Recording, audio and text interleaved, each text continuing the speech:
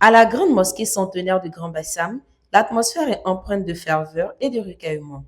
Depuis le début du mois sacré du Ramadan, entamé le 18 février 2026, les fidèles musulmans se réunissent régulièrement pour des séances de lecture coranique. En soirée comme dans la matinée, les croyants viennent écouter et méditer les versets du livre saint de l'islam.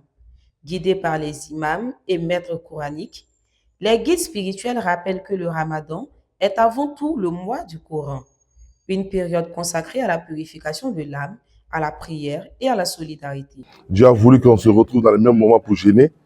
C'est très symbolique. Et c'est pour nous, de nos indifférences, on doit les laisser. De savoir qu'on est d'abord ensemble, on n'est qu'une seule communauté. Nous sommes unis, nous sommes tous fils d'Adam.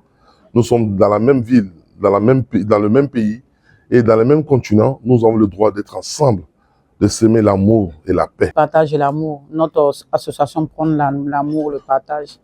Elle a pour objectif de s'occuper des veuves et des orphelins, promotion de l'islam en Côte d'Ivoire et puis de s'occuper des... Au-delà du jeûne, ces rencontres spirituelles sont aussi l'occasion pour les fidèles de prier pour la paix, la cohésion sociale et la prospérité du pays. Dans cette mosquée emblématique de Grand Bassam, un rendez-vous religieux perpétue une tradition solidement ancrée dans l'histoire de la communauté musulmane locale, transmise de génération en génération.